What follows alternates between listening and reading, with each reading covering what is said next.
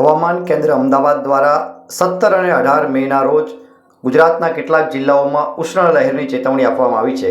કચ્છ, દેવભૂમિ દ્વારકા, પોરબંદર, ભાવનગર, સુરત, વલસાડ સહિતના જિલ્લાઓમાં ઉષ્ણ લહેરની ચેતવણી આપવામાં આવી છે।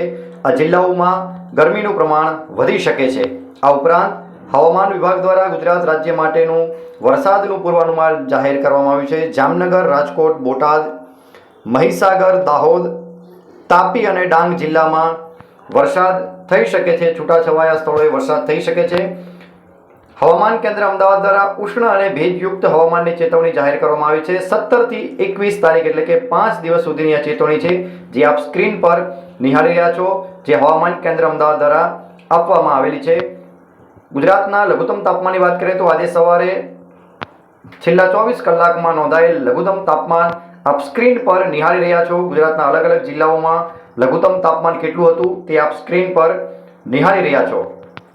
આજે સવારથી 24 કલાક પહેલાંનું ગુજરાતના અલગ અલગ સ્થાનો પર મહત્તમ તાપમાન કેટલું હતું, ગરમીનું પ્રમાણ ગુજરાતના અલગ અલગ જિલ્લાઓમાં કેટલું હતું તે આપ સ્ક્રીન પર નિહાળી રહ્યા છો। હવામાન કેન્દ્ર દ્વારા આ માહિતી આપવામાં આવેલી છે। ગુજરાતના કેટલાક જિલ્લાઓમાં ઉષ્ણ લહેરની હવામાન કેન્દ્ર દ્વારા ચેતવણી આપવામાં આવી છે। 17 અને 18 2 દિવસની આ ચેતવણી આપવામાં આવેલી છે। વેધરને લગતા માહિતી અપડેટ્સ માટે આપ જોતા રહો CMM ભારત। નમસ્કાર।